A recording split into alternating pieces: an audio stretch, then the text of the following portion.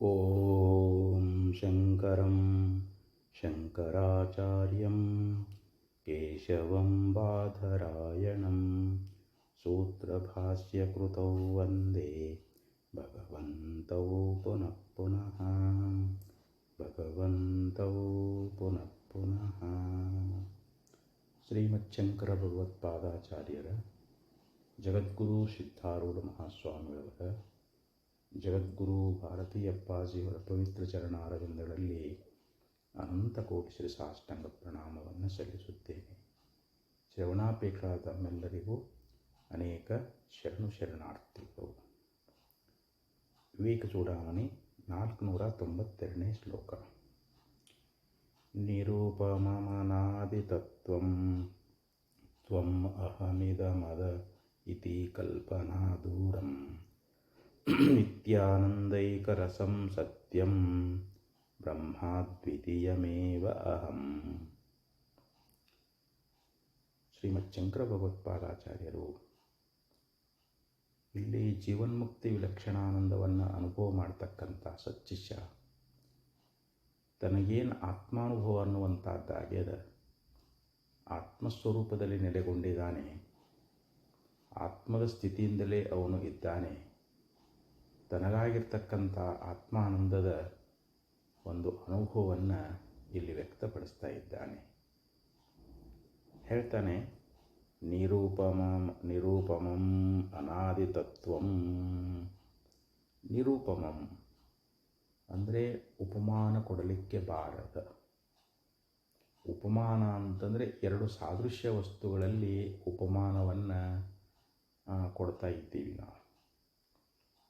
ಈಗ ಉದಾಹರಣೆಗೆ ಚಂದ್ರಮುಖಿ ಅಂತ ಕವಿಗಳು ವರ್ಣನ ಮಾಡ್ತಾರೆ. ಒಬ್ಬ ಚಂದ್ರ ಇದ್ದಾನೆ, ಅವನಲ್ಲಿ ಆಹ್ಲಾದಕತ್ವ ಅನ್ನುವಂಥದ್ದಿದೆ. ಹಾಗೆ ಒಬ್ಬ ಹೆಣ್ಣು ಮಗಳು ಚಂದ್ರನಂತೆ ಸುಂದರವಾಗಿದ್ದಾಳೆ. ಚಂದ್ರನಂತೆ ಮುಖವುಳ್ಳವಳು ಯಾವಳೋ ಅವಳಿಗೆ ಚಂದ್ರಮುಖಿ ಅಂತ ಕರೀತಾರೆ. ಅಂದರೆ ಅವಳ ಮುಖಕ್ಕೆ ಚಂದ್ರನ ಉಪಮಾನವನ್ನು ಕೊಡ್ತಾ ಇದ್ದಾರೆ. ಅಂದರೆ ಸ್ತ್ರೀಯಲ್ಲಿ ಮತ್ತು ಆ ಚಂದ್ರನಲ್ಲಿ ಆಹ್ಲಾದಕತ್ವ ಅನ್ನುವಂಥದ್ದು ಕಾಣುವುದರಿಂದ ಅಲ್ಲಿ ಉಪಮೆ ಅನ್ನುವಂಥದ್ದನ್ನು ಕೊಡ್ತಾ ಇದ್ದಾರೆ. ಇವನು ಅವನಂತೆ ಇದ್ದಾನೆ ಅಂದರೆ ಇಲ್ಲಿ ತಂದೆ ಮಗ ಅದಾನ ಅಂತ ತಿಳ್ಕೊಳ್ರಿ. ಮಗನೂ ಕೂಡ ತಂದೆಯಂತೆಯೇ ಅದಾನ ಅಂತನ್ನುವಾಗ ಅಲ್ಲಿ ಉಪಮಾನವನ್ನು ಕೊಡ್ತಾ ಇದ್ದಾರೆ. ಅಂದರೆ ಎರಡು ಸಾದೃಶ್ಯ ವಸ್ತುಗಳಿದ್ದಾಗ, ಅಲ್ಲಿ ಸದೃಶ ಇದ್ದಾಗ ಉಪಮಾನ ಕೊಡಾಕ ಬರ್ತದೆ. ಆದರೆ ಒಂದೇ ವಸ್ತುವಿನಲ್ಲಿ ಉಪಮಾನ ಕೊಡಕ್ಕೆ ಬರ್ತದೇನು ಅಂತಂದರೆ ಇಲ್ಲ. ಈಗ ಗಗನಂ ಗಗನಾಕಾರಂ, ಸಾಗರಂ ಸಾಗರೋಪಮಃ, ರಾಮ ರಾವಣ ಯೋರಿದ್ದಂ ರಾಮ ರಾವಣ ಯೋರಿವ ಅಂತೇಳಿ ಒಂದು ಶ್ಲೋಕದಲ್ಲಿ ಕವಿಗಳು ಹೇಳ್ತಾ ಇದ್ದಾರೆ. ಆಕಾಶ ಅನ್ನುವಂಥದ್ದು ಹೇಗಿದೆ, ಆಕಾಶಕ್ಕೆ ಉಪಮಾನ ಕೊಡ್ರಿ ಅಂತಂದರೆ ಆಕಾಶ ಆಕಾಶದಂತೆ ಐತಂತೆ ಹೇಳಬೇಕು ಹೊರತು ಆಕಾಶಕ್ಕೆ ಇನ್ನೊಂದು ಉಪಮಾನ ಕೊಡಕ್ಕೆ ಬರಂಗಿಲ್ಲ. ಮತ್ತೊಂದು ಆಕಾಶ ಇದ್ರೆ ಈ ಆಕಾಶ ಆಕಾಶದಂತೆ ಐತಿ ಅಂತ ಹೇಳ್ಬೋದು. ಆದರೆ ಎಲ್ಲ ಕಡೆಯಲ್ಲಿ ಪರಿಪೂರ್ಣವಾಗಿರತಕ್ಕಂಥ ಆಕಾಶ ಒಂದೇ ಆಗಿರುವುದರಿಂದ ಆ ಆಕಾಶಕ್ಕೆ ಹೇಗೆ ಉಪಮಾನ ಕೊಡಲಿಕ್ಕೆ ಬರುವುದಿಲ್ಲವೋ, ಮತ್ತು ಸಾಗರ ಸಮುದ್ರ ಅನ್ನುವಂಥದ್ದು ಹೇಗಿದೆ ಅಂತಂದರೆ ಸಮುದ್ರದಂತೆ ಐತೆ ಅಂತ ಹೇಳಬೇಕೆ ಹೊರತು ಸಮುದ್ರಕ್ಕೆ ಉಪಮಾನ ಕೊಡಲಿಕ್ಕೆ ಬರೋದಿಲ್ಲ. ಮತ್ತು ರಾಮ ರಾವಣ ಯುದ್ಧ ಹೆಂಗಾಯಿತು ಅಂತಂದರೆ ಅದು ರಾಮ ರಾವಣ ಯುದ್ಧದಂತೆ ಅಂತ ಹೇಳಬೇಕೆ ಹೊರತು ಆ ರೀತಿ ಯುದ್ಧ ಮಾಡಿದವ್ರು ಯಾರೂ ಇಲ್ಲ. ಆದ್ದರಿಂದ ಅದಕ್ಕೂ ಉಪಮಾನ ಕೊಡಕ್ಕೆ ಬರೋಂಗಿಲ್ಲ. ಹೀಗೆ ಕವಿಗಳು ಹೇಳ್ಕೊಂಡು ಬಂದಿದ್ದಾರೆ. ಹಾಗೆ ಇಲ್ಲಿ ಉಪಮಾರಹಿತವಾಗಿರತಕ್ಕಂಥ, ಉಪಮಾನ ಇಲ್ಲದೇ ಇರತಕ್ಕಂಥ ಅನಾದಿ ತತ್ವಂ ಅಂದರೆ ಇಲ್ಲಿ ಪರಬ್ರಹ್ಮ ಸ್ವರೂಪ ಅನ್ನುವಂಥದ್ದು ಅದಕ್ಕೆ ಸಾದೃಶ್ಯ ಅನ್ನುವಂಥದ್ದಿಲ್ಲ. ಪರಬ್ರಹ್ಮ ಸ್ವರೂಪದಂತೆ ಇನ್ನೊಂದು ಪರಬ್ರಹ್ಮ ವಸ್ತು ಇದ್ದದ್ದಾದರೆ ಈ ಪರಬ್ರಹ್ಮ ಆ ಪರಬ್ರಹ್ಮದಂತೆ ಐತಿ ಅಂತ ಹೇಳ್ಬೋದಾಗಿತ್ತು. ಆದರೆ ಇರುವುದು ಅಖಂಡವಾಗಿರ್ತಕ್ಕಂಥ ಪರಬ್ರಹ್ಮ ವಸ್ತು, ಅದು ಒಂದೇ ಆಗಿರ್ತಕ್ಕಂಥ ಪರಬ್ರಹ್ಮ ತತ್ವದಲ್ಲಿ ಅದು ಅಸದೃಶವಾಗಿರುವುದರಿಂದ ಮತ್ತು ಅದು ಅನಾದಿ ತತ್ವವಾಗಿರತಕ್ಕಂಥದ್ದು. ಅನಾದಿ ಅಂತಂದ್ರೆ ನ ಆದಿ ಯಸ್ಯ ತತ್ ಅಂತ. ಯಾವುದಕ್ಕೆ ಆದಿ ಅಂದರೆ ಉತ್ಪತ್ತಿ ಅನ್ನುವಂಥದ್ದಿಲ್ಲವೋ ಅದಕ್ಕೆ ಅನಾದಿ ಅಂತ ಕರೀತಾ ಇದ್ದಾರೆ. ಅಂದರೆ ಈ ಪರಮಾತ್ಮ ಯಾವತ್ತಾದರೂ ಹುಟ್ಟ್ಯಾನೇನು ಅಂತ ವಿಚಾರ ಮಾಡಿದರೆ ಪರಮಾತ್ಮನಿಗೆ ಉತ್ಪತ್ತಿನೇ ಇಲ್ಲ. ಆ ಬ್ರಹ್ಮವಸ್ತು ಅನ್ನುವಂಥದ್ದು ಅದು ಸೃಷ್ಟಿ ಪೂರ್ವದಲ್ಲಿಯೂ ಇದ್ದದ್ದೇ, ಸೃಷ್ಟಿಯಾಗಿ ತೋರುವಾಗಲೂ ಕೂಡ ಇದೆ. ಸೃಷ್ಟಿ ಪ್ರಳಯ ಆಯಿತು, ಈ ಜಗತ್ ಪ್ರಳಯ ಆಯಿತು ಅಂತಂದ್ರೆ ಅವು ಉಳಿಯುವುದು ಯಾವುದು? ಆ ಪರಬ್ರಹ್ಮ ಸ್ವರೂಪವೇ. ಆದ್ದರಿಂದ ಅದು ಅನಾದಿ ತತ್ವ ಅಂತ ಹೇಳಿಸ್ಕೊಳ್ತದೆ. ಅಷ್ಟೇ ಅಲ್ಲ, ತ್ವಂ ಅಹಂ ಇದಂ ಅದಹ ನೋಡಿ. ಅಂದರೆ ಇಲ್ಲಿ ತನ್ನ ಅನುಭವವನ್ನು ಹೇಳ್ತಾ ಇದ್ದಾನೆ. ನನ್ನ ಸ್ವರೂಪ ಅನ್ನುವಂಥದ್ದು ಹೇಗಿದೆ ಅಂತಂದರೆ, ಯಾಕಂದರೆ ಇವನು ಪರಬ್ರಹ್ಮ ಸ್ವರೂಪನೇ ಆಗಿದ್ದಾನ. ನನ್ನ ಸ್ವರೂಪಕ್ಕೆ ಯಾವುದೇ ಉಪಮಾ ಅನ್ನುವಂಥದ್ದಿಲ್ಲ. ನಾನು ಅನಾದಿ ಉಳ್ಳವನಾಗಿದ್ದೀನಿ. ಮತ್ತು ಇಲ್ಲಿ ನೀನು, ನಾನು, ಇದು, ಅದು ಅನ್ನುವಂಥ ಈ ಕಲ್ಪನಾ ದೂರಂ ಅಂತ ಹೇಳಿದರು. ಈಗ ನಾವು ವ್ಯವಹಾರದೊಳಗೆ ನಾನು ಅಂತ ಹೇಳ್ತೇವೆ. ನಾನೇ ನೋಡ್ರಿ ಇದನ್ನು ನಮ್ಮ ಕೆಲಸ ಮಾಡಿದ್ದೀನಿ ಅಂತ ಹೇಳ್ತೇವೆ. ನೋಡಪ್ಪ ಇದು ನಿಂದ ಅಂತ ಹೇಳ್ತೀವಿ. ನೀನು ಬರ್ತೀಯ ಅಂತ ಹೇಳ್ತೀವಿ. ಎಲ್ಲಾದರೂ ಹೊರಟಿದ್ದಾದರೆ ನೀನು ಬರ್ತೀಯ ಅಂತ ಹೇಳ್ತೀವಿ. ಇಲ್ಲಿ ನಾನು, ನೀನು, ಇದು, ಅದು ಇವೇನದಾವು ಕಲ್ಪನೆಗಳದಾವಲ್ಲ, ಯಾವ ಕಲ್ಪನೆಗಳು ನಮ್ಮ ಸ್ವರೂಪದಲ್ಲಿ ಇಲ್ಲ.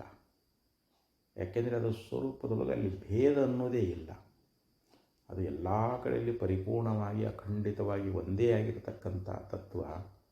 ಆ ತತ್ವದೊಳಗೆ ಅದು ನಿರ್ವಿಕಲ್ಪಕವಾಗಿರ್ತಕ್ಕಂಥದ್ದು. ಆತ್ಮತತ್ವದೊಳಗೆ ಅಲ್ಲಿ ನಾನು ಅಂತಾಗಲಿ, ನೀನು ಅಂತಾಗಲಿ, ಇದು ಅಂತಾಗಲಿ, ಅದು ಅಂತಾಗಲಿ, ಈ ರೀತಿ ಭೇದಾಕಾರ ಅನ್ನುವಂಥದ್ದು, ಈ ಭೇದ ಕಲ್ಪನೆ ಅನ್ನುವಂಥದ್ದು ನಮ್ಮ ಸ್ವರೂಪದೊಳಗೆ ಅದೇನು ಅಂತಂದ್ರೆ ಇಲ್ಲ. ಅದಕ್ಕೆ ಶಿಷ್ಯ ಅಂತ ಇದ್ದಾನೆ, ಹೇ ಗುರುದೇವ, ಇಲ್ಲಿ ನಾನು, ನೀನು, ಇದು, ಅದು ಅನ್ನುವಂಥ ಈ ಕಲ್ಪನೆಗಳ ದೂರವಾಗಿರ್ತಕ್ಕಂಥದ್ದು ನನ್ನ ಸ್ವರೂಪ ಅಂತ ಹೇಳ್ತಾ ಇದ್ದಾನೆ. ಅಂದರೆ ಎಲ್ಲ ಕಲ್ಪನೆಗಳಿಗೆ ದೂರವಾಗಿರತಕ್ಕಂಥ ನಿತ್ಯ ಆನಂದ ಏಕರಸಂ. ಆನಂದ ಏಕರಸಂ ಅಂದರೆ ನಿತ್ಯ ಅಂದರೆ ಯಾವಾಗಲೂ ಆನಂದದ ಏಕರಸ ರೂಪವಾಗಿರತಕ್ಕಂಥದ್ದು. ಕೇವಲ ಆನಂದದ ಘನ ಅಂತ ಹೇಳ್ತಾ ಇದ್ದಾರೆ. ಯಾಕಂದರೆ ಅಂಥ ಆನಂದ ರೂಪವಾಗಿರತಕ್ಕಂಥ ಪರಮಾತ್ಮನಿಂದಲೇ ಆನಂದಾದ್ದೇವ ಕಲ್ವಿಮಾನಿ ಭೂತಾನಿ ಜಾಯಂತೆ ಆನಂದೇನ ಜಾತಾನಿ ಜೀವಂತಿ ಆನಂದಂ ಯತ್ ಪ್ರತ್ಯವಿಷವಿಸಂತಿ ತದ್ಬ್ರಹ್ಮ ತದ್ವಿಜಿಜ್ಞಾಸಸ್ವ. ಶ್ರುತಿ ಏನು ಹೇಳಿತು? ಆನಂದೋ ಬ್ರಹ್ಮೇತಿ ವಿಜಾನಾತ್. ಆನಂದವೇ ಬ್ರಹ್ಮ ಅಂತ ತಿಳ್ಕೋ. ಅಂಥ ಆನಂದ ಘನವಾಗಿರತಕ್ಕಂಥ ಪರತತ್ವದಿಂದಲೇ ಎಲ್ಲ ಜೀವಭೂತರಾಶಿಗಳು, ಎಲ್ಲ ಜೀವಿಗಳು ಅಲ್ಲಿಂದನೇ ಹುಟ್ಟುತ್ತವೆ. ಆನಂದ ಸ್ವರೂಪವಾದ ಬ್ರಹ್ಮದ ಅಸ್ತಿತ್ವದಲ್ಲಿ ಇವು ರಕ್ಷಣೆ ಆಗ್ತಾ ಇದ್ದಾವೆ. ಕೊನೆಗೆ ಆನಂದ ರೂಪವಾದ ಬ್ರಹ್ಮದಲ್ಲಿಯೇ ಲಯವನ್ನು ಪಡೀತಾ ಇದ್ದಾವೆ. ಅಂಥ ಆನಂದ ಸ್ವರೂಪವೇ ಇಲ್ಲಿ ಬ್ರಹ್ಮ, ಅದುವೇ ನೀನಾಗಿದ್ದೀಯಾ ಅಂಥೇಳಿ ನಮ್ಮ ಶ್ರುತಿಗಳು ಬೋಧ ಮಾಡೋದರಿಂದ ಅಂಥ ನಿತ್ಯ ಆನಂದ ಏಕರಸರೂಪವಾಗಿರುವಂಥ ಪ್ರತ್ಯೇಕಾತ್ಮನೇ ನಾನು. ನನ್ನ ಸ್ವರೂಪದೊಳಗೆ ಯಾವಾಗಲೂ ದುಃಖ ಅನ್ನುವಂಥದ್ದು ಪ್ರವೇಶ ಆಗಿಲ್ಲ. ನಾನು ಯಾವಾಗಲೂ ಆನಂದದೊಳಗೆ ಅದೀನಿ ಅಂತ ಹೇಳ್ತಾ ಇದ್ದಾರೆ. ಅದಕ್ಕೆ ಯೋಗರತೋವಾ ಭೋಗರತೋವಾ ಸಂಗರತೋವಾ ಸಂಗವೀನಃ ಯಸ್ಯ ಬ್ರಹ್ಮಣಿ ರಮತೆ ಚಿತ್ತಮು ನಂದತಿ ನಂದತಿ ನಂದತ್ತೇವ. ನೋಡೊಬ್ಬ ಅನುಭಾವಿ, ಒಬ್ಬ ತತ್ವಜ್ಞಾನಿ, ಅವನು ಯೋಗದಲ್ಲಿ ತೊಡಗಿರಲಿ, ಅವನು ಭೋಗದಲ್ಲಿರಲಿ, ಅವನು ಜನಗಳ ಸಂಘದಲ್ಲಿರಲಿ ಅಥವಾ ಸಂಘದಿಂದ ರಹಿತನಾಗಿರಲಿ, ಯೋಗರತೋವಾ ಭೋಗರತೋವಾ ಸಂಗರತೋವಾ ಸಂಗವಿ ಯಸ್ಯ ಬ್ರಹ್ಮಣಿ ರಮತೆ ಚಿತ್ತಂ.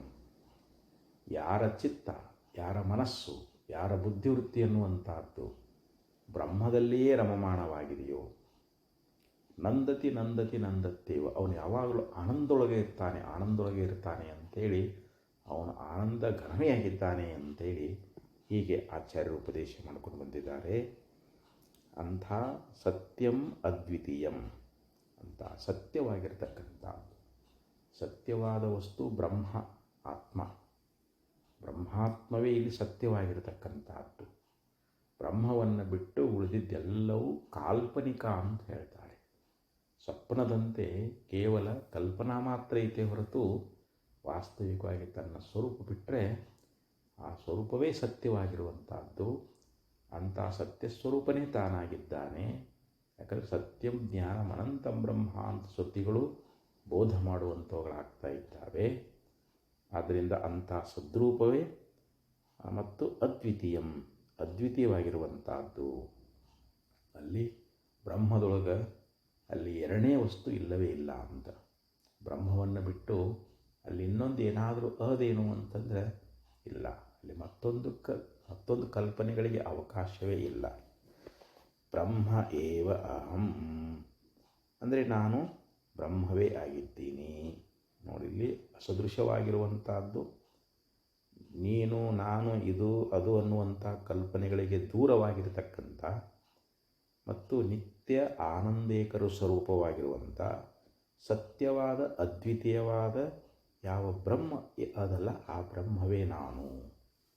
ನೋಡಿ, ಇವಾಗ ಎಂಥ ಪರಿಪೂರ್ಣ ಜ್ಞಾನ ಆಗಿಬಿಟ್ಟದ ಅವನಿಗೆ. ಗುರುಗಳಿಂದ ಜ್ಞಾನೋಪದೇಶವನ್ನು ಪಡ್ಕೊಂಡು ಅವರ ಕರುಣಾಕಟಾಕ್ಷಕ್ಕೆ ಪಾತ್ರನಾಗಿ ಅವನ ದಿವ್ಯ ದೃಷ್ಟಿ ಎನ್ನುವಂಥದ್ದು ಗುರುವಿನಿಂದ ಅಂತಹ ಜ್ಞಾನವನ್ನು ಸಂಪಾದನೆ ಮಾಡಿರ್ತಕ್ಕಂಥವನು ಈ ಪ್ರಕಾರವಾಗಿ ಇಲ್ಲಿ ಉದ್ಗಾರ ತೆಗಿತಾ ಇದ್ದಾನೆ. ನೋಡಿ ಹೇಳ್ತಾರೆ, ಜ್ಯೋತಿಯ ಸಂಘದಿಂದ ಕರ್ಪೂರವು ಜ್ಯೋತಿಯಪ್ಪಂತೆ, ಅಪ್ಪುವಿನ ಸಂಘದಿಂದ ಲವಣವು ಅಪ್ಪುವಂತೆ, ಶ್ರೀಗುರುವಿನ ಸಂಘದಿಂದ ಶಿಷ್ಯನು ಶ್ರೀಗುರು ಒಪ್ಪುದು ತಪ್ಪದು, ಯಥಾಬೀಜಂ ತಥಾಂಕುರಂ ಎಂಬುದು ತಪ್ಪದು. ತಿಟಚಿಟ ನೋಡ, ಕಲ್ಪವೃಕ್ಷದ ಬೀಜದಿಂದಾದ ಸಸಿಯು ಕಲ್ಪವೃಕ್ಷ ಒಪ್ಪುದು ತಪ್ಪದು ನೋಡ, ಕಾಮಧೇನುವಿನ ಶಿಶು ಕಾಮಧೇನು ಒಪ್ಪುದು ತಪ್ಪದು. ತಿಟಚಿಟ ನೋಡ, ಸದ್ಗುರುವಿನಿಂದಾದ ಶಿಷ್ಯನು ಸದ್ಗುರು ಒಪ್ಪುದು ದಿಟಚಿಟ ನೋಡ, ಯಥಾಬೀಜಂ ತಥಾಂಕುರಂ ಎಂಬ ವಾಕ್ಯ ತಪ್ಪದು. ಶಿವಬಲ್ಲನು ಉರ್ಲಿಂಗ ಪೆದ್ದಿಪ್ರಿಯ ವಿಶ್ವೇಶ್ವರ ಅಂತ ಒಬ್ಬ ಶರಣರು ಒಂದು ವಚನದಲ್ಲಿ ಬಹಳ ಮಾರ್ಮಿಕವಾಗಿ ಹೇಳ್ತಾರೆ. ಈಗ ಒಂದು ಕರ್ಪೂರ ಅನ್ನುವಂಥದ್ದು ಒಂದು ಜ್ಯೋತಿಯ ಸಂಘ ಮಾಡ್ತು ಅಂತಂದರೆ, ಜ್ಯೋತಿಯ ಸಂಘದಿಂದ ಕರ್ಪೂರ ಏನಾಗ್ತದದು ಜ್ಯೋತಿಯಾಗಿ ಹೋಗಿಬಿಡ್ತದೆ. ನಾವು ಜ್ಯೋತಿಯನ್ನು ಕರ್ಪೂರಕ್ಕೆ ಅಂಟಿಸಿದರೆ ಸಾಕು, ಆ ಕರ್ಪೂರ ಅನ್ನುವಂಥದ್ದು ಜ್ಯೋತಿಯ ಸಂಘದಿಂದ ಅದು ಜ್ಯೋತಿಯೇ ಆಗಿ ಹೋಗಿಬಿಡ್ತದೆ. ಹಾಗೆ ಅಪ್ಪುವಿನ ಸಂಘದಿಂದ ಲವಣವು ಅಪ್ಪುವಪ್ಪಂತೆ. ಈಗ ಜಲ ನೀರನ್ನುವಂಥದ್ದು, ಆ ನೀರಿನ ಸಂಘವನ್ನು ಒಂದು ಉಪ್ಪು ಏನು ಮಾಡ್ತು, ನೀರಿನ ಸಂಘವನ್ನು ಮಾಡಿಬಿಡ್ತು. ಈಗ ಆ ಉಪ್ಪು ಏನಾಯಿತು, ಅದು ನೀರೇ ಆಗಿ ಹೋಗಿಬಿಡ್ತು ಅಂತ. ಹಂಗೆ ಯಾರು ಗುರುವಿನ ಸಂಘದಲ್ಲಿ ಬರ್ತಾ ಇದ್ದಾರೆ, ಗುರುವಿನ ಸೇವಾ ಮಾಡಿ ಗುರುಗಳಿಂದ ತತ್ವವನ್ನು ತಿಳ್ಕೊಳ್ತಾ ಇದ್ದಾರೆ, ಅಂಥ ಶಿಷ್ಯ ಅವನು ಗುರುವಾಗಿ ಬಿಡ್ತಾ ಇದ್ದಾನೆ ಅಂತ. ಶ್ರೀ ಗುರು ಒಪ್ಪುದು ತಪ್ಪದು, ಯಥಾ ಬೀಜಂ ತಥಾಂಕುರಂ. ಬೀಜ ಹೇಗಿರ್ತದೋ ಅದರ ಅಂಕುರ ಅದರಂತೆ ಆಗ್ತದೆ ಅಂತ. ಇದು ತಪ್ಪದು. ಜಿಟ ನೋಡ ಅಂತ ಹೇಳ್ತಾರೆ. ಈ ಮಾತು ಸತ್ಯ. ಅದಿದ್ರಾಗ ಬೀಜದಂತೆ ಮರ ಅಂತ. ಈ ಕಲ್ಪವೃಕ್ಷ ಅಂತ ಅದನ್ನು ತಿಳ್ಕೊಡ್ರಿ ನೀವು. ಆ ಕಲ್ಪವೃಕ್ಷದಿಂದ ಆಗಿರತಕ್ಕಂಥ ಬೀಜ ಅದರ ಸಸಿ ಅದು ಕಲ್ಪವೃಕ್ಷನೇ ಆಗ್ತೈತೆ ಹೊರತು ಅದು ಮತ್ತೊಂದು ಮರ ಆಗೋದಿಲ್ಲ. ಒಂದು ಕಾಮಧೇನು ಇದೆ ಅಂತ ತಿಳ್ಕೊಡ್ರಿ. ಕಾಮಧೇನು ಒಂದು ಕರುವಿಗೆ ಜನ್ಮವನ್ನು ಕೊಡ್ತು ಅಂತಂದರೆ ಆ ಕರುನೂ ಕೂಡ ಕಾಮಧೇನುವೇ ಆಕ್ಕೈತೆ ಹೊರತು ಅದು ಮತ್ತೊಂದು ನಾವು ಸಾಕಿದ ಆಕಳುಗಳಂತೆ ಆಗೋದಿಲ್ಲ. ತಪ್ಪದು ನೋಡ. ಅದಕ್ಕೆ ಇಲ್ಲಿ ಹೇಳ್ತಾರೆ, ಸದ್ಗುರುವಿನಿಂದ ಆದ ಶಿಷ್ಯ ಸದ್ಗುರು ಒಪ್ಪುದು ಜಡ ನೋಡ.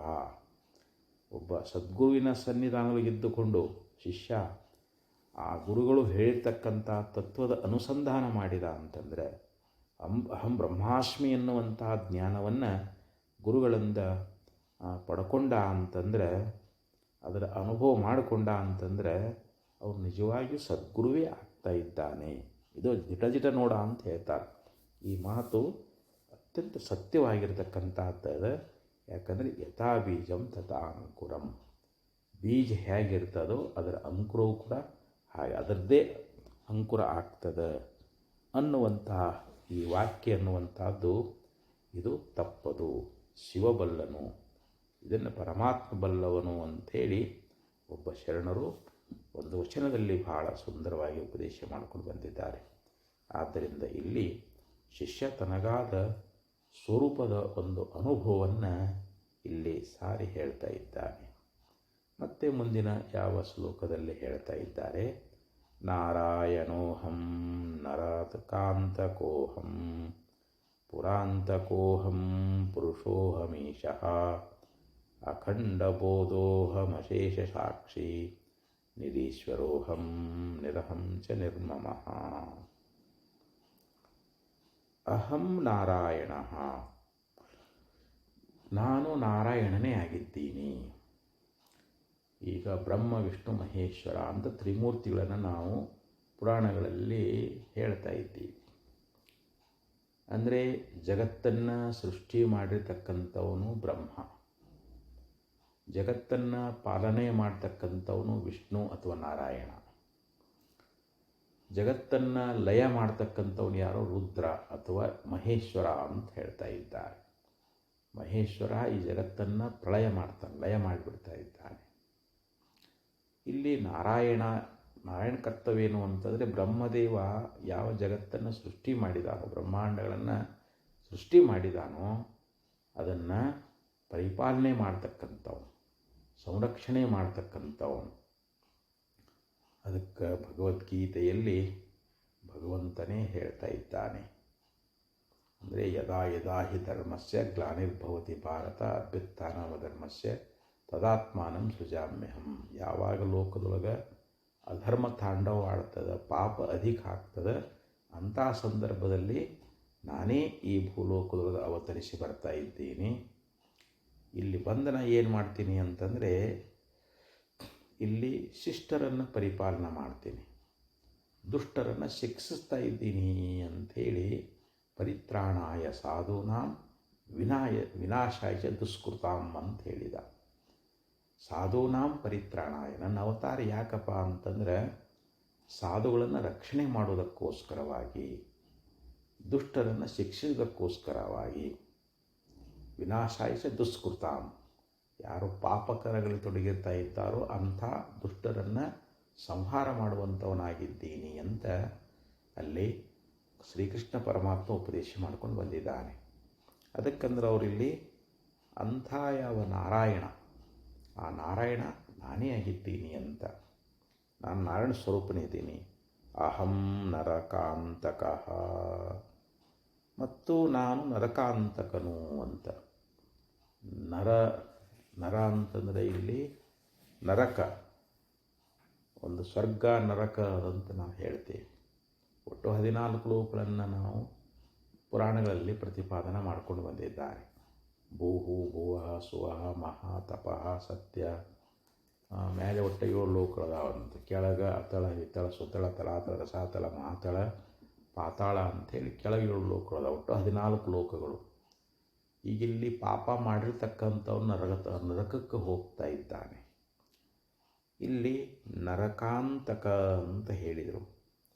ನರಕ ದುಃಖದಿಂದ ಯಾವನು ನಿವಾರಣೆ ಮಾಡ್ತಾ ಇದ್ದಾನೋ, ಭಕ್ತರನ್ನು ನರಕ ದುಃಖದಿಂದ ಯಾವ ನಿವಾರಣೆ ಮಾಡ್ತಾ ಇದ್ದಾನೋ ಅವನಿಗೆ ನರಕಾಂತಕ ಅಂತ ಕರೀತಾ ಇದ್ದಾರೆ. ಅಥವಾ ನರಕಾಸುರ ಅನ್ನುವಂಥ ರಾಕ್ಷಸನನ್ನು ಸಂಹಾರ ಮಾಡಿರ್ತಕ್ಕಂಥವ್ರು ಯಾರು? ಕೃಷ್ಣ ಪರಮಾತ್ಮ ಅಂತ. ಇಲ್ಲಿ ಕೃಷ್ಣ ಪರಮಾತ್ಮ ಏನದಾನ? ನರಕಾಂತಕ, ಭಕ್ತರನ್ನು ನರಕದಿಂದ ಪಾರ ಮಾಡ್ತಕ್ಕಂಥವನು. ಅವರು ನರಕಕ್ಕೆ ಹೋಗಲಾರ, ನರಕ ದುಃಖದೊಳಗೆ ಏನವರು ಭಕ್ತರು ದುಃಖವನ್ನು ಅನುಭವಿಸ್ತಾ ಇದ್ದಾರಲ್ಲ, ಅದನ್ನು ನಿವಾರಣೆ ಮಾಡ್ತಕ್ಕಂಥವನು ಈ ಪರಮಾತ್ಮ, ಕೃಷ್ಣ ಪರಮಾತ್ಮ. ಅಂಥ ನರಕಾಂತಕನು ಕೂಡ ನಾನೇ ಆಗಿದ್ದೀನಿ ನೋಡಿ. ನಾರಾಯಣನು ನಾನೇ ಆಗಿದ್ದೀನಿ, ಕೃಷ್ಣನೂ ಕೂಡ ನಾನೇ ಆಗಿದ್ದೀನಿ, ಕೃಷ್ಣ ಪರಮಾತ್ಮನೂ ಕೂಡ ನಾನೇ ಆಗಿದ್ದೀನಿ. ಅಹಂ ಪುರಾಂತಕಃ. ಇನ್ನು ತ್ರಿಪುರಾಸುರ ಸಂಹಾರಿಯಾಗಿರ್ತಕ್ಕಂಥವ್ರು, ಇಲ್ಲಿ 3 ಪುರಗಳು. ಅಲ್ಲಿ ಯಾವ 3 ಜನ ದೈತ್ಯರವರು, ಕಮಲಾಕ್ಷ, ವಿದ್ಯುನ್ಮಾಲ ಅಂಥೇಳಿ ಬರ್ತಾ ಇದ್ದಾರೆ. ಅಂದರೆ ಅಂತರಿಕ್ಷದಲ್ಲಿ 3 ಪುರಗಳನ್ನು ಕಟ್ಕೊಂಡಿದ್ದರು.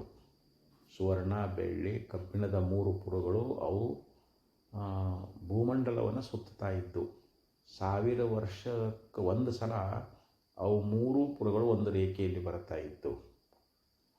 ಶಿವ ಏನು ಮಾಡಿದ ಅಂತಂದರೆ ಅಲ್ಲಿ ಆ 3 ರಾಕ್ಷಸರನ್ನು ಸಂಹಾರ ಮಾಡುವುದಕ್ಕೋಸ್ಕರವಾಗಿ, ಯಾಕಂದರೆ ಆ 3 ರಾಕ್ಷಸರು 3 ಲೋಕಗಳಿಗೆ ದಾಳಿಯನ್ನು ಮಾಡಿ ಭಾಳಷ್ಟು ಶಿಷ್ಟರಿಗೆ ಸಜ್ಜನರಿಗೆ ಭಾಳ ದುಃಖವನ್ನು ಕೊಡಲಿಕ್ಕತ್ತಿದಾಗ ಅವ್ರನ್ನ ಸಂಹಾರ ಮಾಡಬೇಕು ಅಂಥೇಳಿ ಶಿವ ಏನು ಮಾಡಿದ ಅಂತಂದರೆ ಬಾಣವನ್ನು ಹೂಡಿ ಅವು 3 ಸಂಧಿಸುವ ಕಾಲದೊಳಗೆ ಆ ಬಾಣವನ್ನು ಬಿಟ್ಟು ಆ 3 ಪುರಗಳನ್ನು ನಾಶ ಮಾಡಿರ್ತಕ್ಕಂಥವನು. ಅದಕ್ಕೆ ಇಲ್ಲಿ ಆ 3 ರಾಕ್ಷಸರು ಸಂಹಾರ ಅನ್ನುವಂಥದ್ದಾಗ್ತದೆ. ಅಂಥ ತ್ರಿಪುರಾಸುರ ಸಂಹಾರಿಯಾಗಿರ್ತಕ್ಕಂಥವನು ಯಾರು? ಶಿವ. ಅಂಥ ಶಿವನೂ ಕೂಡ ನಾನೇ ಆಗಿದ್ದೀನಿ. 3 ಪುರವನ್ನು ಸಂಹಾರ ಮಾಡಿರ್ತಕ್ಕಂಥ ಯಾವ ಶಿವ ಅದಾನಲ್ಲ, ಪರಮೇಶ್ವರ ಅದಾನಲ್ಲ, ಆ ಪರಮೇಶ್ವರ ನಾನೇ ಆಗಿದ್ದೀನಿ. ಅಹಂ ಪುರುಷಃ, ಮತ್ತು ನಾನು ಪುರುಷನಾಗಿದ್ದೀನಿ. ಪುರುಷ ಅಂದರೆ ಇಲ್ಲಿ ಗಂಡು ಅಂತ ಅರ್ಥ ಅಲ್ಲ. ನಾವು ಗಂಡಸರಿಗೆ ಪುರುಷರು ಅಂತೇವಿ, ಸ್ತ್ರೀಯರು ಅಂತ ಕರಿತೀವಿ. ಇಲ್ಲಿ ಪುರುಷ ಅಂದರೆ ಏನು? ಪುರಿ ಶಯತಿ ಇತಿ ಪುರುಷ, ಶರೀರವೆಂಬ ಪುರದಲ್ಲಿ ವಾಸ ಮಾಡಿರ್ತಕ್ಕಂಥವನು. ಭಗವಂತ ನಮ್ಮ ಹೃದಯವಾಸಿನೇ ಅದಾನ. ಈಶ್ವರ ಸರ್ವಭೂತಾನಾಂ ಹೃದ್ದೇಶ ಅರ್ಜುನ ತಿಷ್ಠತಿ ಅಂತ ಭಗವಂತ ಹೇಳಿದ. ಈಶ್ವರ ಸರ್ವಭೂತಾನಾಂ, ಪರಮಾತ್ಮ ಎಲ್ಲ ಭೂತಗಳ ಒಂದು ಹೃದಯದಲ್ಲಿ ನೆಲೆಸಿದ್ದಾನೆ ಅಂತ ಅಲ್ಲಿ ಹೇಳಿಕೊಂಡು ಬಂದಿದ್ದಾರೆ. ಅದಕ್ಕೆ ಇಲ್ಲಿ ಏನಂತ ಹೇಳಿದರು, ನಾನು ಹೃದಯದಲ್ಲಿ ಇರತಕ್ಕಂಥವನು ಈಶಃ, ಮತ್ತು ನಾನು ಈಶ್ವರನು ಅಂದರೆ ಎಲ್ಲರನ್ನ ಆಳ್ತಕ್ಕಂಥವನು. ಈಶಾವಾಸ್ಯಮಿದಂ ಸರ್ವಂ, ಈಶಾ ಅಂತ ಹೇಳ ನೋಡ. ಈಶಾ ಇತಿ ಈಟ್ ಅಂದರೆ ಈ ಪ್ರಪಂಚವನ್ನು ಆಳ್ತಕ್ಕಂಥವ್ರು ಯಾರು ಅಂತಂದರೆ ಆ ಪರಮಾತ್ಮ, ಆ ಈಶ್ವರನು ಕೂಡ ನಾನೇ ಆಗಿದ್ದೀನಿ. ಈಶಃ ಅಹಂ ಅಖಂಡ ಬೋಧ, ಮತ್ತು ಅಖಂಡ ಜ್ಞಾನ ಸ್ವರೂಪನು. ನನ್ನ ಜ್ಞಾನ ಅದು ಖಂಡಿತ ಅಲ್ಲ, ಅಖಂಡವಾಗಿರ್ತಕ್ಕಂಥ ಜ್ಞಾನ ಅದು ನನ್ನ ಸ್ವರೂಪವಾಗಿದೆ. ಅಂಥ ಅಖಂಡ ಜ್ಞಾನ ಸ್ವರೂಪನು. ಅಶೇಷ ಸಾಕ್ಷಿ, ಮತ್ತು ನಾನು ಸರ್ವಕ್ಕೂ ಸಾಕ್ಷಿ ಸ್ವರೂಪನಾಗಿದ್ದೀನಿ. ಸಾಕ್ಷಿ ಚೇತ ಕೇವಲೋ ನಿರ್ಗುಣೋಹಂ ಅಂಥೇಳಿ ಶ್ರುತಿ ಹೇಳ್ತದೆ. ಸಾಕ್ಷಿ ಚೇತ, ನಾನು ಎಲ್ಲಕ್ಕೂ ಸಾಕ್ಷಿಯಾಗಿದ್ದುಕೊಂಡು ಚೈತನ್ಯ ಸ್ವರೂಪನಾಗಿ ನಿರ್ಗುಣ ಸ್ವರೂಪನಾಗಿ ಇರತಕ್ಕಂಥವನು. ಕೇವಲ ನಿರ್ಗುಣಶ್ಚ ಅಂತ ಹೇಳಿದರು. ಕೇವಲನಾಗಿ ನಿರ್ಗುಣನಾಗಿ ಇರ್ತಕ್ಕಂಥವನು. ಸರ್ವಕ್ಕೂ ಅನ್ನೋದರಿಂದ ಈ ನಾಮರೂಪ ಯಾವ ಪ್ರಪಂಚ ಅನ್ನುವಂಥ ತೋರ್ತದಲ್ಲ, ಮತ್ತು ದೇಹಾದಿಗಳು ಏನು ತೋರ್ತಾ ಇದ್ದಾವಲ್ಲ, ಇವೆಲ್ಲಕ್ಕೂ ಸಾಕ್ಷಿಯಾಗಿದ್ದುಕೊಂಡು ನಾನು ಇರುವಂಥವನು ಅಂಥೇಳಿ ಆ ಸರ್ವಸಾಕ್ಷಿಯು ನಾನೇ ಆಗಿದ್ದೀನಿ ಅಂತ ಹೇಳ್ತಾ ಇದ್ದಾನೆ. ಮತ್ತು ಅಹಂ ನಿರೀಶ್ವರ ಅಂದರೆ ನನಗೆ ಮತ್ತೊಬ್ಬ ಬೇರೆ ಈಶ್ವರ ಅದಾನೇನು ಅಂತಂದರೆ ಇಲ್ಲ.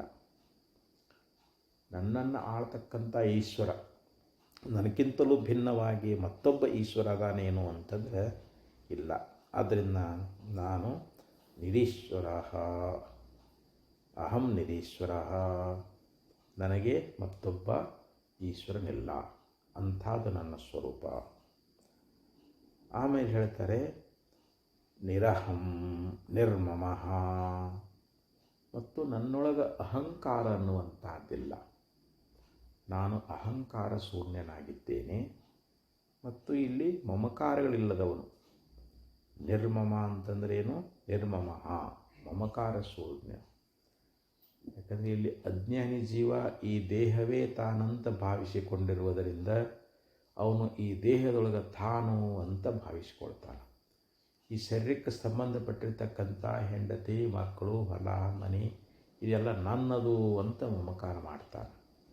ಆದರೆ ತತ್ವಜ್ಞಾನಿಗೆ ಈ ಶರೀರವೇ ತಾನಲ್ಲ ಅಂತ ತಿಳ್ಕೊಂಡು ಬಳಕ, ಯಾಕಂದರೆ ಅವನು ಕಲ್ಪನಾ ಶೂನ್ಯನಾಗಿದ್ದಾನೆ. ಅವನಿಗೆ ಯಾವುದೇ ಇಂದ್ರಿಯಗಳಾಗಲಿ ಅಂತಃಕರಣಗಳಾಗಲಿ ಇವು ಯಾವುವು ಅವಂದಲ್ಲವೇ ಅಲ್ಲ.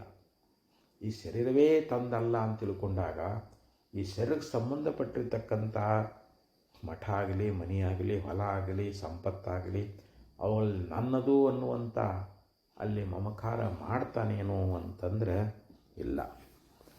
ಯಾಕಂದರೆ ಅವುಗಳಲ್ಲಿ ಅವನಿಗೆ ಅಹಂಕಾರ ಮಮಕಾರ ಇಲ್ಲವೇ ಇಲ್ಲ. ಅಹಂಕಾರ ಮಮಕಾರ ರಹಿತನಾಗಿರ್ತಕ್ಕಂಥವನಾಗಿದ್ದಾನೆ.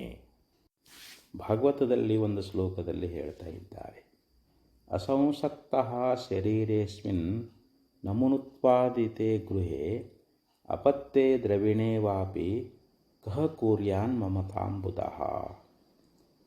ಅಂದರೆ ಇಲ್ಲಿ ಬುದ್ಧಿವಂತನಾಗಿರ್ತಕ್ಕಂಥವನು, ವಿದ್ವಾಂಸ, ಒಬ್ಬ ಪಂಡಿತ ತನ್ನ ಶರೀರದಲ್ಲಿಯೇ ಮಮಕಾರವನ್ನು ಬಿಟ್ಟಿರ್ತಾನಂದ ಬಳಕ ಈ ಶರೀರದಿಂದ ಸೃಷ್ಟಿಸಲ್ಪಟ್ಟಿರ್ತಕ್ಕಂಥ ಯಾವ ಮನೆ ಆಗಲಿ, ಮಕ್ಕಳಾಗಲಿ, ಹಣ ಆಗಲಿ, ಇವುಗಳಲ್ಲಿ ಯಾವತ್ತಾದರೂ ಅವನು ಮಮಕಾರ ಮಾಡ್ತಾನೇನು ಅಂತಂದರೆ ಮಾಡೋದಿಲ್ಲ ಅಂತ. ಇದು ಯಾವುದರಲ್ಲಿಯೂ ಕೂಡ ಅವನಿಗೆ ಮಮಕಾರ ಅನ್ನುವಂಥದ್ದು ಇರೋದಿಲ್ಲ ಅಂಥೇಳಿ ಇಲ್ಲಿ ನನಗೆ ಅಹಂಕಾರ ಮಮಕಾರಗಳು ಇರುವುದಿಲ್ಲ, ನಾನು ಅಹಂಕಾರ ಮಮಕಾರ ಶೂನ್ಯನಾಗಿದ್ದೇನೆ, ನಿರ್ಮಮೋ ನಿರಹಂಕಾರ ಅಂತ ಭಗವಂತ ಹೇಳಿದಂತೆ ಇಲ್ಲಿ ಯಾವ ಸತ್ಯಶ್ಯ ಆ ಗುರುಗಳಿಂದ ಪಡ್ಕೊಂಡಿರ್ತಕ್ಕಂಥ ಆತ್ಮಜ್ಞಾನದಿಂದ ಇಂಥ ಒಂದು ಶ್ರೇಷ್ಠವಾದ ಒಂದು ತಿಳುವಳಿಕೆ, ಒಂದು ವಿವೇಕ ಅನ್ನುವಂಥದ್ದು ಅವನಿಗೆ ಉದಯಾಗಿದೆ. ಆ ಸರ್ವ ಪರಬ್ರಹ್ಮಮಯನಾಗಿ ಅವನು ಇರುವಂಥವನಾಗಿದ್ದಾನೆ ಅಂತ ಇಲ್ಲಿ ಈ ಒಂದು ಶ್ಲೋಕದಲ್ಲಿ ಹೇಳಿಕೊಂಡು ಬಂದರು. ಮತ್ತೆ ಮುಂದಿನ ಶ್ಲೋಕದಲ್ಲಿ ಹೇಳ್ತಾರೆ, ಸರ್ವೇಷು ಭೂತ್ವೇಶ್ವಹಮೇವ ಸಂಸ್ಥಿತೋ ಜ್ಞಾನಾತ್ಮನ ಅಂತರ್ಬಹಿರಾಶ್ರಯಸ್ಸನ್ ಭೋಕ್ತಾಶ್ಚ ಭೋಗ್ಯಂ ಸ್ವಯಮೇವ ಸರ್ವಂ ಯದ್ಯತ್ ಪೃಥಗ್ ದೃಷ್ಟಮಿದಂತಯಾ ಪುರಾ. ಅಹಮೇವ ಜ್ಞಾನಾತ್ಮನ ಅಂದರೆ ನಾನು ಜ್ಞಾನಸ್ವರೂಪದಿಂದಲೇ ಇರತಕ್ಕಂಥವನು. ನಾನು ಕೇವಲ ಜ್ಞಾನಸ್ವರೂಪನೇ ಆಗಿದ್ದೀನಿ. ನನ್ನ ಸ್ಥಿತಿ ಹೇಗಿದೆ ಅಂದರೆ ನಾನು ಜ್ಞಾನಸ್ವರೂಪದಿಂದಲೇ ಇರ್ತಕ್ಕಂಥವನಾಗಿದ್ದೀನಿ. ಅಷ್ಟೇ ಅಲ್ಲ, ಅಂತಃ ಬಹಿ ಆಶ್ರಯಸ್ಸನ್ ಸರ್ವಭೂತೇಷು, ನಾನು ಒಳಗೂ ಹೊರಗೂ ಆಶ್ರಯನಾಗಿ ಸಮಸ್ತ ಭೂತಗಳಲ್ಲಿ ಸಂಸ್ಥಿತ ಇರುತ್ತೇನೆ. ನೋಡಿರಿ, ಎಲ್ಲ ಸಮಸ್ತ ಭೂತರಾಶಿಗಳು ಎಷ್ಟದಾವೋ ಎಲ್ಲ ಜೀವರಾಶಿಗಳಲ್ಲಿ ನಾನು ಒಳಗೂ ಅದೀನಿ, ಹೊರಗೂ ಅದೀನಿ. ಒಳಗೆ ವಿಶೇಷವಾಗಿ ವ್ಯಕ್ತನಾಗ್ತಾ ಇದ್ದೀನಿ, ಹೊರಗೆ ಸಾಮಾನ್ಯವಾಗಿ ಸೂರ್ಯನ ಪ್ರಕಾಶ ಎಲ್ಲ ಕಡೆಯಲ್ಲಿ ಹೆಂಗೆ ಸಾಮಾನ್ಯವಾಗಿ ಬಿದ್ದಿದೆಯೋ, ಆದರೆ ಅದು ಪ್ರತಿಬಿಂಬ ಆಗಬೇಕಾಗಿತ್ತು ಅಂದರೆ ಒಂದು ದರ್ಪಣ ಅನ್ನುವಂಥದ್ದು ಕನ್ನಡಿ ಇದ್ದಲ್ಲಿ ಸೂರ್ಯ ವಿಶೇಷವಾಗಿ ಗೋಚರ ಆಗ್ತಾರೆ. ಹಂಗೆ ಅಂತಃಕರಣ ಅನ್ನುವಂಥ ಉಪಾಧಿ ಇರುವಲ್ಲಿ ನಾನು ವಿಶೇಷನಾಗಿ ಪ್ರಕಟನಾಗ್ತಾ ಇದ್ದೀನಿ. ಅದಕ್ಕೆ ಅಂತಃ ಅಂದರೆ ಒಳಗೂ ಹೊರಗೂ ಕೂಡ ಆಶ್ರಯಸ್ಸನ್, ನಾನು ಆಶ್ರಯನಾಗಿ ಸರ್ವಭೂತಗಳಲ್ಲಿ ಸಮಸ್ತ ಭೂತಗಳಲ್ಲಿ ಇರ್ತಾ ಇದ್ದೀನಿ. ಅಹಂ ಭೋಕ್ತಾ ಚ ಭೋಗ್ಯಂ ಚ, ಮತ್ತು ನಾನು ಭೋಕ್ತಾನೂ ಆಗಿದ್ದೇನೆ, ಭೋಗ್ಯವೂ ನಾನೇ ಆಗಿದ್ದೀನಿ. ಭೋಕ್ತೃ ನಾನೇ. ಇಲ್ಲಿ ಯಾವ ಕರ್ಮಗಳಿಂದ ಬರ್ತಕ್ಕಂಥ ಫಲಗಳೇನದಾವಲ್ಲ ಅದನ್ನು ಅನುಭವ ಮಾಡೋನಿಗೆ ಭೋಕ್ತಾ ಅಂತ ಕರೀತಾರೆ. ಅನುಭವಿಸುವಂಥ ವಸ್ತುವಿಗೆ ಭೋಗ್ಯ ಅಂತ ಕರೀತಾರೆ. ಇಲ್ಲಿ ಭೋಕ್ತಾ ಭೋಗ್ಯ ಎಲ್ಲವೂ ನಾನೇ ಆಗಿದ್ದೀನಿ. ಪುರಾ ಯತ್ ಯತ್ ಇದಂ ತಯಾ, ಮೊದಲು ಯಾವುದು ಇದು ಎಂಬ ಭಾವನೆಯಿಂದ ಪೃಥಕ್ ದೃಷ್ಟಂ, ಇದು ಅಂತಂದಾಗ ಅದು ನಮಗೆ ಬೇರೆ ಬೇರೆಯಾಗಿ ಅದು ನೋಡಲ್ಪಟ್ಟಿತ್ತು. ಸರ್ವಂ ಸ್ವಯಂ ಏವ, ಅದೆಲ್ಲವೂ ಕೂಡ ನಾನೇ ಅಂತ. ಪೂರ್ವದಲ್ಲಿ ಅಂದರೆ ಅಜ್ಞಾನ ಕಾಲದೊಳಗೆ ನಾವು ಯಾವುದನ್ನು ಇದು ಅಂಥೇಳಿ ಅಲ್ಲಿ ಬೇರೆ ಬೇರೆಯಾಗಿ ಭಾವನೆಯಿಂದ ನಾವು ನೋಡ್ತಾ ಇದ್ದೇವಲ್ಲ, ಆ ಬೇರೆ ಬೇರೆಯಾಗಿ ಕಾಣುತ್ತಿತ್ತು ಅದೆಲ್ಲವೂ ಈಗ ನಾನೇ ಆಗಿದ್ದೀನಿ ಅಂತ ಹೇಳ್ತಾನೆ.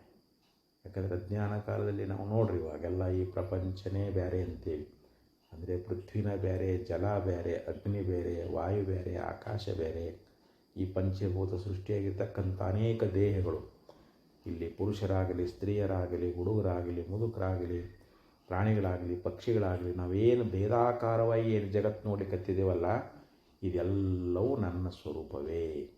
ಇದು ನನ್ನ ಬಿಟ್ಟು ಇದಕ್ಕೆ ಆಶ್ರಯ ಅನ್ನುವಂಥದ್ದು ಇಲ್ಲವೇ ಇಲ್ಲ.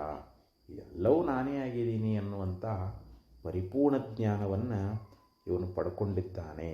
ಅದಕ್ಕೆ ಸರ್ವಭೂತದಲ್ಲಿರ್ತಕ್ಕಂಥ, ಅದಕ್ಕೆ ಏಕೋ ದೇವ ಸರ್ವಭೂತೇಷು ಗೂಢ ಸರ್ವವ್ಯಾಪಿ ಸರ್ವಭೂತಾಂತರಾತ್ಮ ಕರ್ಮಾಧ್ಯಕ್ಷ ಸರ್ವಭೂತಾದಿವಾಸ ಸಾಕ್ಷಿ ಚೇತ ಕೇವಲೋ ನಿರ್ಗುಣಶ್ಚ ಅಂತ ಶ್ರುತಿ ಹೇಳಿದಂತೆ ಎಲ್ಲ ಭೂತಗಳಲ್ಲಿ ರಹಸ್ಯವಾಗಿರತಕ್ಕಂಥವನು ಪರಮಾತ್ಮನೇ.